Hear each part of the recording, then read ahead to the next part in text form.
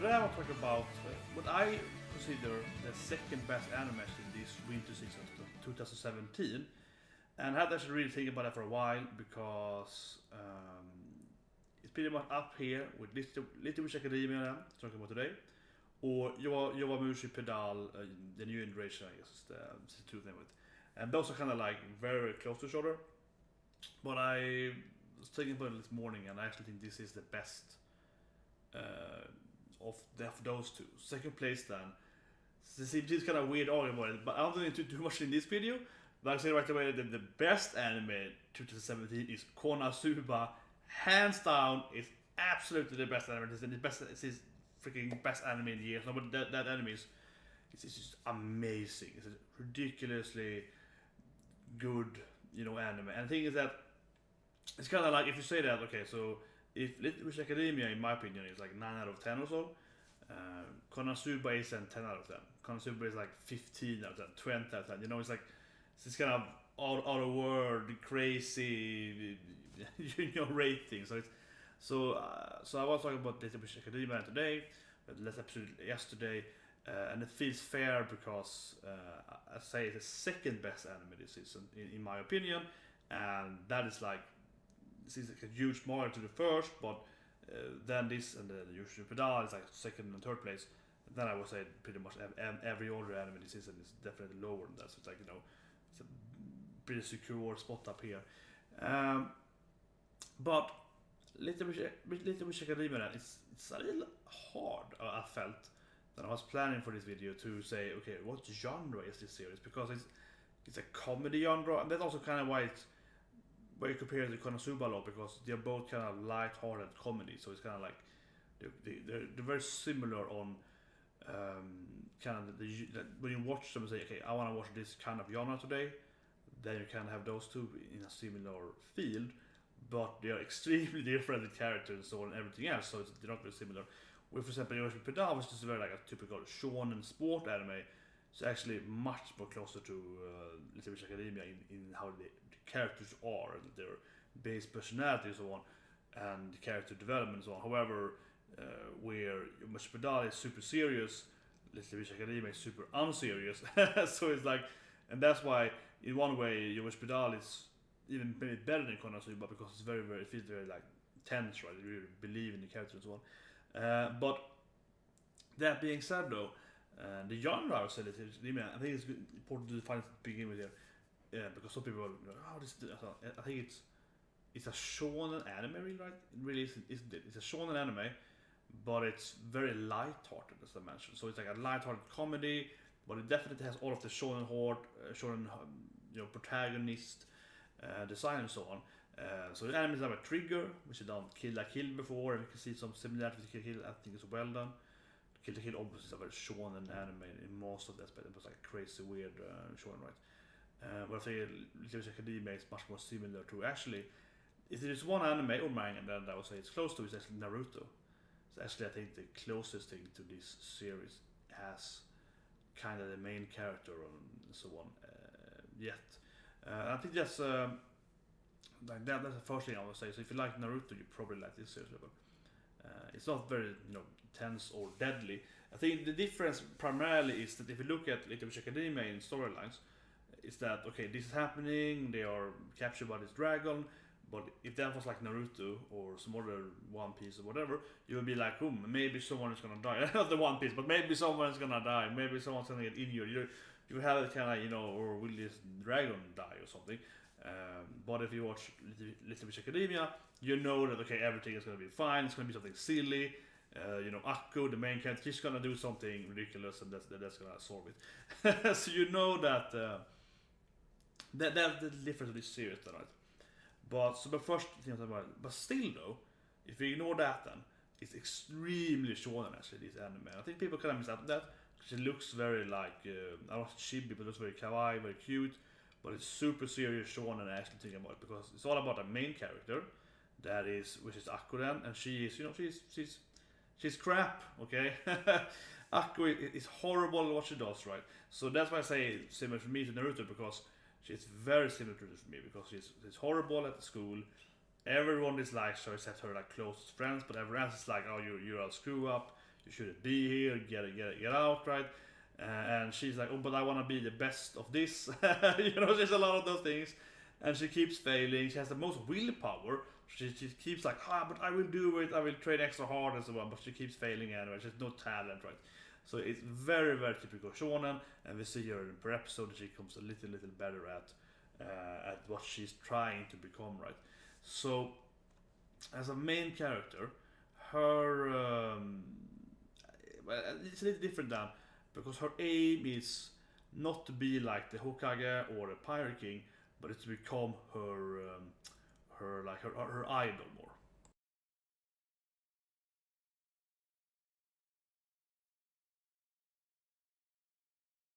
So Akko here, she is her idol then is Shiny Chariot, and that's kind of like, I'm gonna say that's like her Hokage.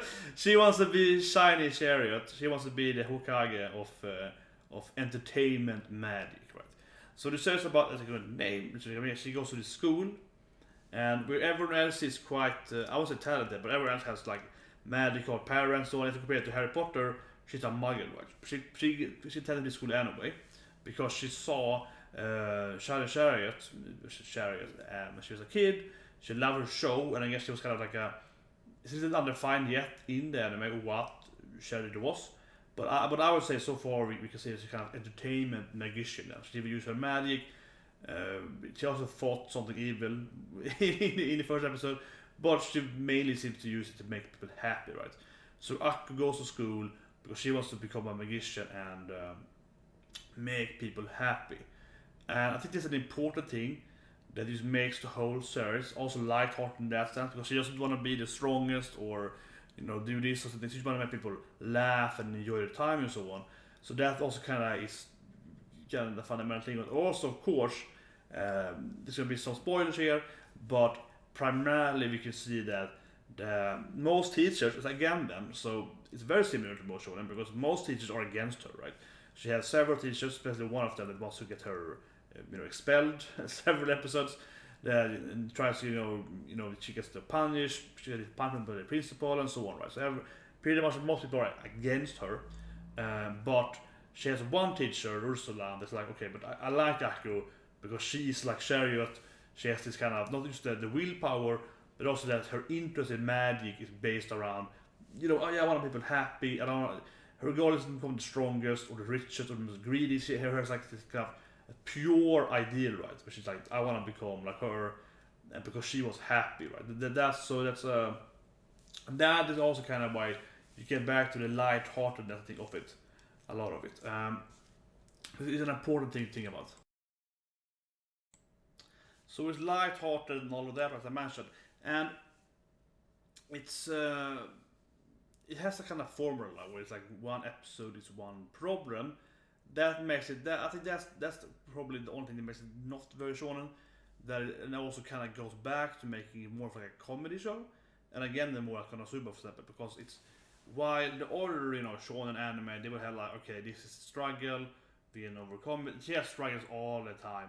Akko is a fantastic character, and she is always an underdog and she's bullied and so on and has to fight, but everything's always like resolved per episode though, however. So that's a little what makes it more of a comedy than a shonen. I would say actually probably the most thing that makes it less of a shonen.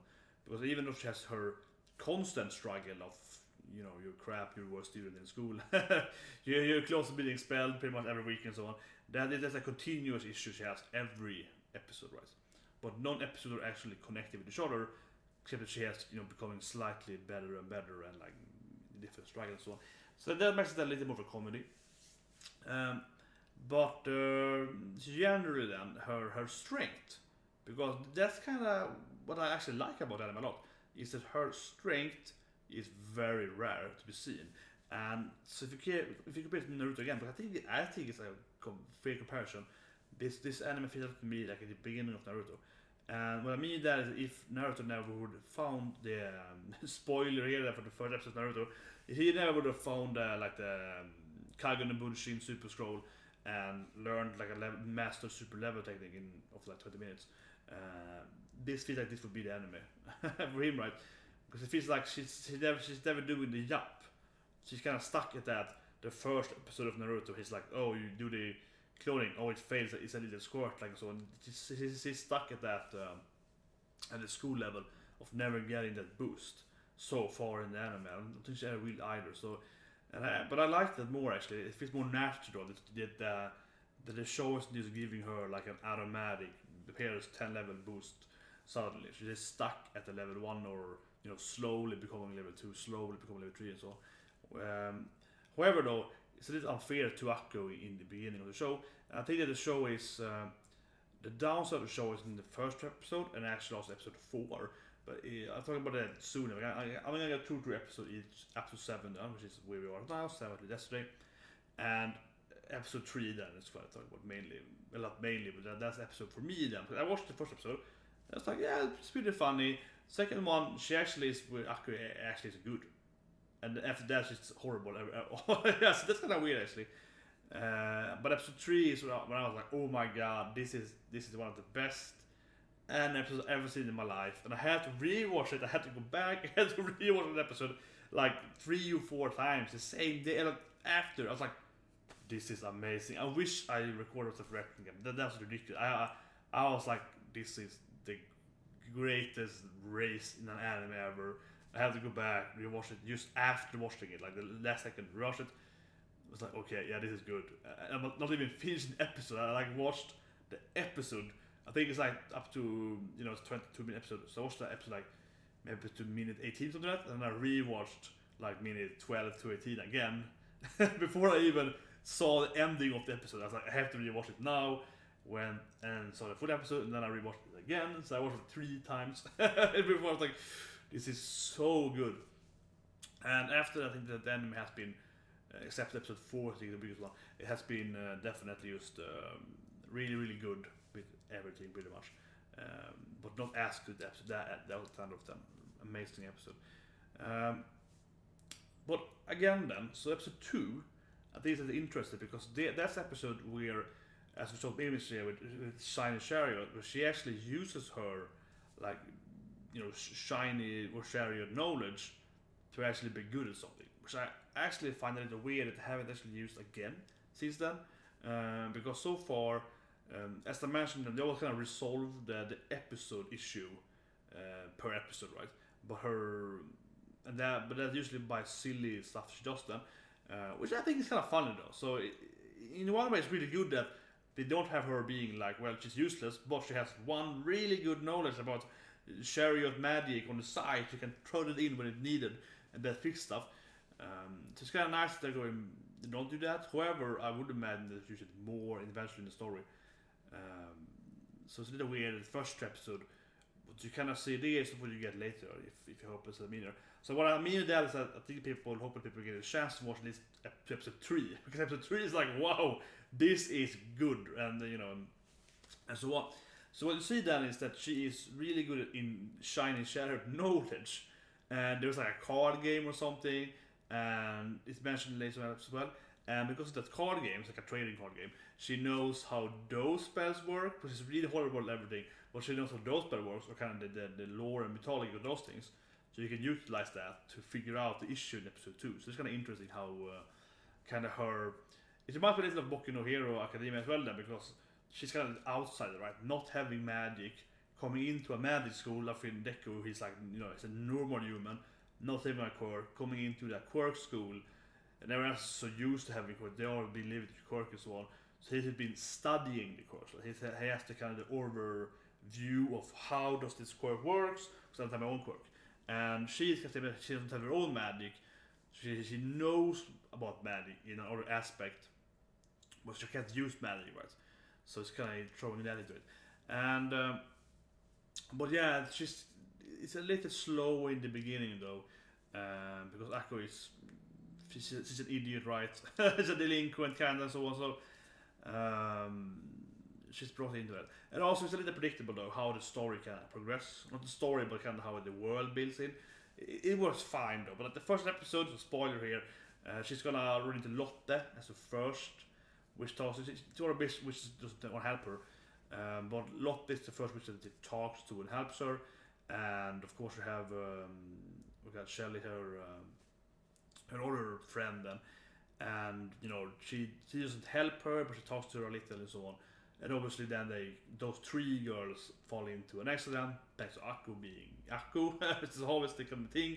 Akko is, I would say, actually interesting enough, if you ask me, Akko is both the protagonist and the antagonist actually in the show, because while she's the main character and driving and so on, she's also kind of like doing stupid stuff all the time against herself and her friends, and get them in trouble, and get everyone else in trouble. So like last episode, about this exam fishing thing, she was actually the one that was doing the villainy stuff, trying to bribe a teacher, and then almost kill the teacher, and so on. She's actually the antagonist in that episode, so she go back and forth between doing both of that, or primarily the protagonist, but also the protagonist to herself and to other people. So it's kind of like it's actually same thing actually with the magician door thing, which in episode 6, then she also the antagonist actually that episode as well actually. So it's also the interesting with her, because she's so going against the rules all the time, right?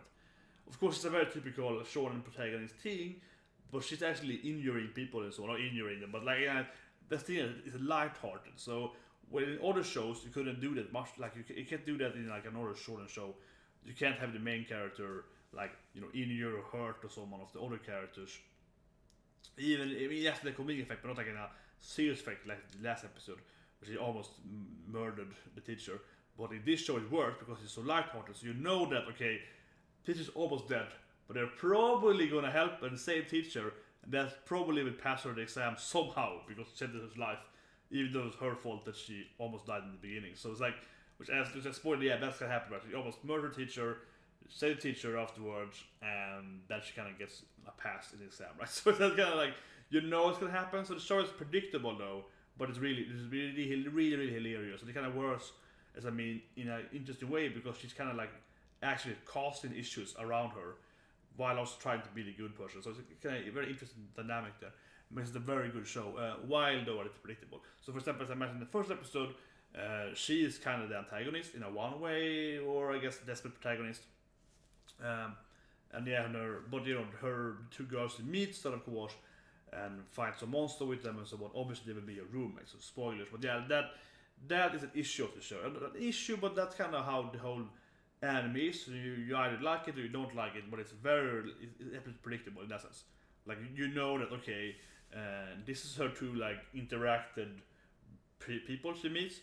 So in the end of the first episode, she's gonna go to her new dorm room. Oh, this is my new roommate. Oh, it's Lotte and the other girl that was mean to me. That's a surprise, right? Because obviously those are the two. And we see Ursula in the first episode. She saves them. So you know that okay, Ursula is probably gonna be that teacher that is gonna be nice to her. Like that is super predictable. So that's a little of the shows why it's always perfect, right? But also why show is good in one way though. So anyway, now I'm just gonna. I think I hope I sold the point. Oh, yeah, let's talk about some of the characters now. Then I'll talk about the episode. So she has some friends, and they were fine. I much more prefer Shelly than Lotte. Lotte to me, and that's my actual episode I didn't like, but the only episode I haven't liked so far. I'm gonna review each episode quite quickly here now in a few minutes. But the only episode I didn't really like was the episode about Lotte. I liked that they kind of work on the side characters, but it felt kind of the pacing was slower. It's a very interesting character. She kind of the typical nerdy character. It has some good points about it, but it's kind of like that. But the other character I think is her kind of the Hex Brewing, typical like a mean-spirited friend that's kind of not nice against her even. And more exploits her into, and she's more like exploiting her into doing stuff. It's, how would I say it? She's, she does stuff right, but she's like, well, okay, this is all a Susie then. She's always like, well, if I give you this, Akko, this is gonna help you. It's like, oh, you turn into a frog. Oh, that wasn't my intention. Like, she sees Akko almost like experiment. But I think it's clear that she likes Akko and it helps her, but it's almost like she has to kind of alternative motive, Well, it's actually pretty interesting because Lotte is this kind of typical naive, blue-eyed, very very nice person, and Susie's very like, yeah, I'm gonna help you, main character, but it's gonna cost you like an ear, or you have to do this for me, so that's kind of her dynamic. And then she has, of course, her rival, very classic, and that's Diana, which is obviously has a kind of Harry Potter references. So I guess Diana would be like the Malfoy, she's like the rich, upper class. She's from Great Britain, by the way, as well. Akko's Japanese, of course, because Japanese. There's the main character has to be Japanese, of course. Lotte is from, I think, she's Finnish. And Susie, I don't know, she's supposed to be some random Asian, I don't know, she's green, so it's like, what? And, well, yeah, I checked it out actually before, but Amelia's commentary is of course American, so that's. But yeah, so Diana is her like her main rival, but she's not the antagonist. Diana never actually does anything to kind of trigger Akko more than beating her and stuff. She's a bit average. She's a perfect student with perfect grades. Every teacher loves her. She's more like a dramatic antagonist to her, which I like actually, because you look at Harry Potter then, because definitely so Harry Potter of course, or similarities. There we have recommend for actually being, in your face Harry, and actually antagonizing Harry a lot of times. Obviously, have you read those books or seen the movies as well? But Diana is actually, I was a nice person. She's actually nice to Akko. It's actually her friends that are bullying Akko, and they worship Diana because she's the greatest girl ever, right? And they hate Akko because she's a horrible student. Diana's more like, well, she's not nice, not Akko, but she's more like fair to Akko. She's like, okay, you screwed up again, you're an idiot, but I'm not gonna berate you too much and say you're an idiot, and then go on. So I like Diana because she's definitely kind of she's obviously kind of a typical snobbish girl kind of way, but she's still kind of fair. So that's what fascinates me. And then we have one of my favorite characters, which is Amanda. Amanda's name, Amanda. And she, I set it up earlier before I did it, and it's kind of funny how Amanda, of course, is from the United States. She's a typical delinquent, a typical oh, I don't follow the rules, I do what I want. So of course it's American, of course. I always say this, and I remember when I wrote my Parasite Miki review, like 3-4 years back, and I was like, yeah, every American in this show, they're fucking douchebags, and they're like in your face, and super annoying, and of course Amanda is then from the US, because she's like, I don't follow rules, I'm the best flyer ever, but I do this and this, and like, yeah, but screw you teachers. And she is kind of like also Akko's rival, but I really like this rivalry because it's kind of like Akko doesn't see her as a rival, but Amanda, she's very, as I mentioned, delinquent, she's very like in your face, she wants to be, an issue, she wants to fight people, she wants to have the struggles. So she's like, you're my rival, Akko. She's like, no, I'm not your rival. I'm Diana's rival. Like, no, you're my rival. She wants a rival, So I love Amanda because not only has a great personality. To me, it feels like a good meta joke where Amanda is like, I should be the main character, because I have this awesome extrovert, which I should be the main character. Or at least I should be the main villain or something. She's like, I'm the rival, I'm this character. Don't look at the other characters. She's like, I ignore you. So that's just great as well with her. And I love the last episode where they had flying exams. And, Akko, of course, was useless. They got like D- or F or something. And Amanda got like C-, even though she's the best flyer. And Akko is like, but can't you just fly normally? You just flying into people and doing this random dangerous slopes, couldn't you just do it? And she's like, no, that's not my style. I have to be extra, I have to be the biggest. I don't want grades, I want to be so I love Amanda. Great character. So I want to go quickly through the episodes, and so as I mentioned, I hope you people give the watch list and so on, and also comment about the show and everything. But actually I would say that actually one reason about doing this is because when I talk about, as I mentioned, this is for me it's the second best anime season, and I watch it every week. I watch the Suits come up pretty much, and I'm really into it. Right? But when I watch Konosuba, which I think is better, okay, hands down, as I mentioned, Konosuba is the best one. Konosuba is way up here. It's not even close to anything else. But that being said, when I talk to people, my friends that watch anime and people that watch some anime, different kind of level of how much to watch anime and so on, or read manga and up to date, and or so on. Everyone that I talked to pretty much. They love Konosuba. They watch Konosuba. They watch it every week. You know, everyone's like, "Oh, it's the greatest show ever!" And we talk like we cry when we talk about it. It's so good, so you can always explode. So it's fantastic. But when I mentioned this show to anyone, they're like, "Huh? What's that?" You know, they don't even know the name of it. So that's why definitely for me, I wanna do this video. For me, it was like, hope to see someone watch the show. You should absolutely watch the show. You should absolutely watch the show and give it 3 episodes. Absolutely. I'm not super hard on that. Like 3 rules. Watch something for 3 episodes and then you do it. But I think it's a pretty good rule overall. And in this show, you will get the episode 3, which is the best so far. That's I guess down there because I watch afterwards. But it's like, I would say that if I order an episode, I would say that episode 4, I think, you know, check quickly, I think it's 4. Maybe I should check give me 1 second here. It's 4, I have my notes here. Yes, it's 4, yeah, so remember quickly. It's 4. That for me is like 6 out of 10 or so. And then episode 1 and 2 is like 7 out of 10. And then, so those are like, you know, a little lower than, and episode 3 is 7 out of 10. And then I would say episode 5, 6, 7, or 9 out of 10. So it's like, it's a little down on it after, especially I think after episode 3 there, because that's the highest pacing episode so far. So, you know, having the most slowest pacing episode after that is a definitely a mismatch, right? So this one's like super tense, and this one's like very mellow. Well, it kind of works in one with them because you have the contrast of the show the show can give you, but still it's like, yeah, I probably wanted more, you know, intensity in the next episode. So, so that you have to hurdle a little bit of the first episode because there are that and also very predictable. But I think also episode 3 shows that this is the new kill I kill for. So while I feel episode 3 is the best episode and so on, I just want to quickly go over each episode, and I do that mainly because I'm trying and but I'm planning to do like one review episode for each week. Then after this week, and I feel that this is make more sense for this anime. For example, with Yuri I don't really feel like yeah, I'm gonna spend talking about each episode before and so on. If I was into that anime, which I love the anime, but it's like that's more of shonen and it's more episodes and so on. But here I feel that I can do it quickly here and cover them, shortly here then. But I think that my point, I hope you understand, is that you have to I don't say that episode 1 and 2 is bad, but you really have to go over those episodes.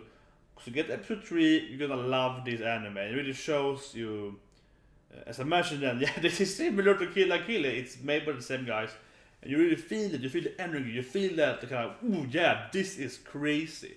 This is fucking crazy. And as I said earlier, I rewatched the episode several times. I didn't finish watching episode 3. I had to rewatch that episode. So anyway, quickly then, let's quickly talk about episode 1 and 2 first then. You can see in episode 1, which is even here clearly. I think it's slower pacing, doesn't happen so much and so on. But it's kind of like, yeah, okay, we kind of know that because we have to introduce a new main character. We have to introduce Susie, we introduce Lotte and so on, Ursula. Some not Diana particularly, but more like Diana's fangirls are kinda in the first episode. You know, they're like, oh, you go away, you little human, kinda. So those kind of things are in there. I get the elements. Episode 2 is much more about Diana, right? So it's also interesting as well. I'm talking about episode 2 shortly. Episode 1 is kind of like, yeah, okay, and then we see that most of stuff that happens is her own fault, because we see that she comes in there and she is the one that is endangering both Susie and Lotte, and that's causing the whole incident. And then she gets this the old chariot magical wand and so on. But that's all her, right? She's the one also causing trouble, as you can see here. So it's very classic Akko, and that's the life of the first episode. You can already in the beginning here we can see that okay, Akko is the one that is always in trouble. She's the one causing trouble, always being in trouble and so on. She's a horrible main character, that's right. She's a very heroic main character, I think is what I'm looking for here. And that's also I think it's a bit interesting. However, then they go to the next episode. This is actually the only episode so far, so spoiler here, but the only episode where she's actually been like good, like she's done something worthwhile without an accident. She actually did something efficiently and like knowledgeably and so on. So I think that's pretty interesting. And I have to say, episode 2 to me, it's I don't dislike it. I think it's like 8 out of 10 or so. It's a little less pacing, but the weird thing in episode 2 is that it shows Diana as a character, and and also shows her faults. Like she isn't the perfect. She's a little too book smart, right? She's too innovative. Her intuition isn't that good and so on. It shows her weaknesses. But what is weird episode 2, and also when I look at it as an arc so far, the problems to it, it feels like it's almost too early. But suddenly Akko is actually good at something, and then it felt like, okay, she's gonna be having this weird good stuff on the side, when it happens. But after this never happened again. And also with Diana has been perfect, especially in episode 5, since then. So Diana has been. So this episode 2 then I think it's kind of weird, as I said, because it makes Akko a lot better than what she's gonna be at average, and it makes Diana a lot worse. So episode 2 is very weird actually in the whole thing. It definitely is not very similar because of the characters and their motivations or whatever. So all that part, it's a little weird. That's why I have a hard time judging episode 2. It feels like it should have been episode 10 or something to me. If you compare it to episode 3, 4, 5, 6, 7, and so on, I feel like this episode could be after those episodes, and it wouldn't make any difference. It would make more sense to me if it was afterwards. It's what I feel right now when I haven't watched the whole series, but so that's a little funky there. However, it does introduce that Diana isn't perfect at all, and I really like that. So I like Diana as a character. I think this episode makes her be more human, right? So I think that's really good. But then we get episode 3 here, and episode 3 is. This episode is so good. I don't want to spoil it too much. It also introduces us to Amanda, which I love, which is probably my second favorite character after Akko. And that's probably Susie or Ursula, probably. It's my third or fourth, whatever. But it's about a race, pretty much, right? And we can really see here, see the image here, and like this episode, like wow, now we're getting into it. The animation is on point. The animation is one of the best animation I've seen in years. The scene is so filled with light, so much like, oh yeah, the whole rest is amazing. They also throw in humor in it, the action. We also see some of Diana's kindness into it. So it has a lot of great stuff, even though it's all animation and so on. But also kind of showcase how crazy Akko is. Akko looks quite menacing in this episode, right? it's really, really interesting. I just love that scene. You see the first image here where Akko, she's like trying to like chain her up to the wand that to the broom. I mean, that absolutely crazy, that scene. It's really, really fantastic with that image as well. But not this particular one, but yeah, very, very good. And then we go episode 4 though, and I'm talking about episode 3 a lot. So I guess to go to 4. Say episode 3 is the Amazing Race. Watch it, it's breathtakingly good. But then episode 4, as I mentioned earlier, it's kind of like the low pacing. After the super high intense episode, I think there's a problem for it. And so basically episode 4, so I would say if I rate, I'm gonna rate the episode. I'm gonna rate them again quickly here. Episode 1, 8 out of 10. 2, 8 out of 10 or so, kind of weird. Episode 3, easy 10 out of 10. 11 out of 10. Episode 4 then is the weak episode of 4, so it's like 6 out of 10, 5 out of 10. I don't think it really hits on the marks. The humor isn't really there, it's about Lotte, and I guess I would prefer it was about Susie, probably a lot more, if you ask me. But it's also that, like, the story isn't really like progressing for a second on it. It really isn't like pushing Akko's development, I guess. It's showing that Lotte has this amazing knowledge about, I don't know, some kind of magic art or whatever. He writes like Dear Harry Potter pretty much. It's a lot of like Harry Potter, I think, in it. Or like Twilight, yeah, it's like Twilight for witches / Harry Potter something. So he has some kind of meta humor in it, which I enjoyed, but I felt that the character was very weak on it, and I didn't really picture the other character at all. So one of Diana's friends actually being also like a nerd into the subject. And in the end, you can see it's like the principal or some teacher, like the most older teachers, that was her friend or something online or something. And so I don't know, I also think out of place episode. I think that Lotte is the most unutilized character, and that's because the other characters are generally better. I'd say, yeah, I think so, definitely. This episode can kind of feels like that because, like, yeah, it's about Lotte and nothing really happens, and no other character really has any space into it either, for that matter. But you see other episodes about like Akko or Thhe and something, they also kind of cover other characters somewhat. But this episode is like nothing to do about anyone else except Lotte. So like I think half could have been Susie, half could be Lotte, but no, it's only Lotte, and that is kind of weird. So definitely which episode 4. Then we get episode 5, which is, I like episode 5 because it kind of unites Amanda with Akko, so now they're the first time they are working together. And I think episode 5 was a little weak in the beginning, but it has this kind of, I want to say why, I put Fafnir in an image there, and it's like, wow, the episode 5's conclusion is like, oh my god, there's like, yes, the series does a lot, where it's like, they had this kind of weird problem, and then it's solved by this. And that's why I loved episode 5. It's like they had this weird, like, this is a problem, how can we fix it? And then they try to fixing it, and they make it worse because it's Akko, so they'll make it worse, right? So the humor is there, the characterization is there, the typical Akko and Amanda, rivalry and everything. That's great.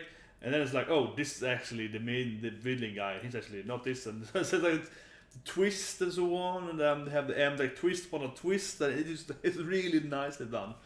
I love the episode in that sense, like a great twisting episode, and that's also why this is a great anime, because episode 5 is about like the humor and twisting and stupid characters, but episode 6 is about world building. So suddenly episode 6, and that's about this like not noble, I guess noble, but like the the president, or not the president, but more like the something high parliament person comes to visit them with his son, and his son's friends with that, and they are all like, yeah, witches, they're old, magic is crap, we don't need it anymore.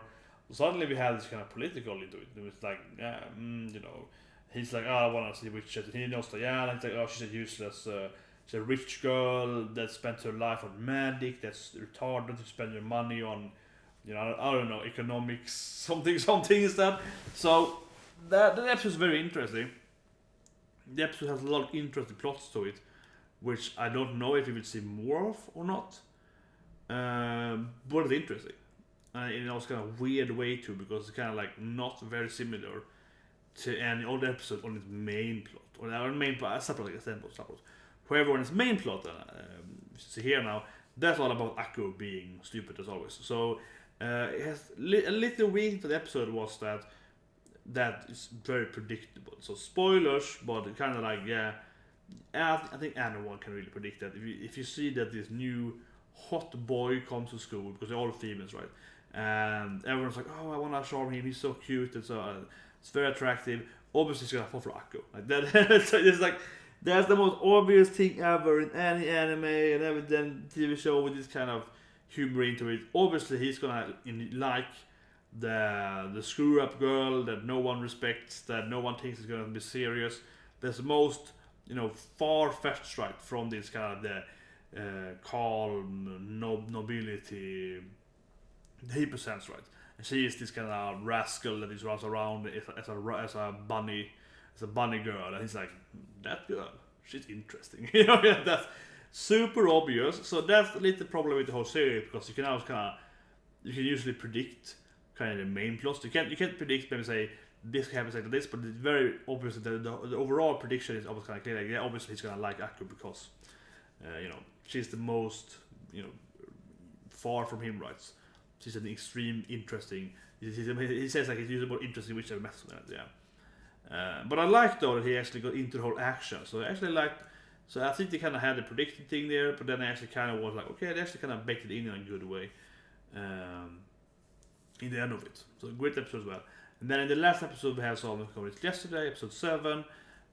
Also a very good episode, and it kind of again focus on Akko being bad at everything, So episodes a little slow pacing in the sense that there was a lot of like, but also a lot of humor into it. It's like, okay, she tried different exams, right? And she faced them. So it's like healing magic, black magic, and she faced it. So obviously that's predictable as well, but that's the whole kind of premise of the show. So that's not very pretty. I would say that's predictable because that's just the whole premise. Predictability for me is more like last episode 6 we had a new character introduced, and then say, well, this is how this character is going to interact with this character because that's how that's predictability into it. However, though, the only thing that really kind of I didn't like in the episode, and that's actually a problem I have in the whole series. One of the only problems of the series is that they several times says that magic is about willpower. Like, oh, I want to do this and become a horse or something, and it's about visualization and so on. But they definitely say a lot of times that it's about you wanting to transform this or do a fireball. You want to do it, and the thing is that kind of is going against Akko's team because Akko is obviously the typical shonen hero, so she is extremely high willpower. She has extremely, like, oh, I want to do this, I want to be the best at this and so on, and like Naruto or Luffy or something, and they kind of say not outright, but they kind of like, well, magic is about hacks in One Piece, so the more willpower you have, the better you're at it, kind of like. But she has the most willpower clearly in the show, at least like open willpower. She strives a lot and so on. So that in this episode especially, but also other episodes as well before that. It's kind of weird how she would be so bad at it. Like, isn't she the one that, because it's like, I just wanted to turn into a horse, this frog into a horse, and it's about how much you want it. She is clearly the one that wants the most, right? So why can't she do it? So this episode kind of has a fault in the series, because they kind of pointed out that the logic of the series doesn't have to be the best though, because obviously, as I say, it's a lighthearted shonen comedy, so it doesn't have to be super logical, but if it's kind of like, wouldn't that make her really good at this magic if it's about how much you want it to happen? Because to me, she seems to be the one that wants it the most of everyone there, right? So that's kind of weird. However, though, they should say that it's about visualization and how you do it and so on. So that I guess she's really stupid. It's like has highest willpower, but the most retarded personality. So it's kind of the mix into that. Which of course, again, I suppose is a very short thing. Her potential is endless because she has so much willpower, but she can't utilize it because she's horrible with everything that comes to techniques and so on. So I guess that could be a thing, I suppose, but it's a little unclear there. But anyway, that's my kind of my quick review. I will still give the last episode 9 out of 10 though, as I said with the old episode, both 5, 6, and 7 to me. It's 9 out of 10. And interesting enough, they are, and again, but it's a good anime, they are 9 out of 10 without being the same kind of thing to me. The first one there is, as I mentioned, more about the twist in the end and interesting comedy and so on. The next one is about like this, some world building, but also they have some interesting. I liked how they took the male kind of token character and actually made him usable and like he could fight and so on. They were interesting. And then the next episode is like, well, it's really, really on point. Like every damn scene is on point in the last episode. Every comedy scene is absolutely on point. And the whole, like, well, I don't want to spoil too much, but the teacher is a living fish, or I guess a teacher is a fish, or it's, I don't know really how it works, but she's a fish at least. And Akko gives her like, sparkling fresh water that pretty much kills her because it's a salt lake fish, I suppose. And then she flushes her, and it's like this. Oh, it's so Akko, and she just really showed that. Right after like episode 3, really, episode 3 really defined show for me. After that, you just feel that this is so Akko. Oh, I almost killed teacher. That's so Akko, and then okay, she's gonna save teacher's life somehow. As I mentioned earlier, that's gonna somehow then give her a pass on the exam, because that's just Akko. She's like you almost kill someone, and then she's and then it's fine, right? So it's very, very typical of of Little Academia, but yes, the comedy is on point, everything. So it's also kind of grooved into episodes that are very different. So because episode 4, while I didn't like it so much, I have to give it credits against Tilden for being kind of meta funny. It's more about, oh, let's make a parody of this kind of other, famous, typical like young teenage fantasy books and so on. So it has some kind of well of it. Anyway, at one point, and obviously I mainly made this because I really think this is the second animated season of winter 2017, but also because when I talk to people, they don't even know about this. So I was hoping that one person can see this thing. I know it's super long now, but I wanted to go over each episode quite quickly, and then and definitely give this anime a chance. It's really, really good, and I'll see you guys next time.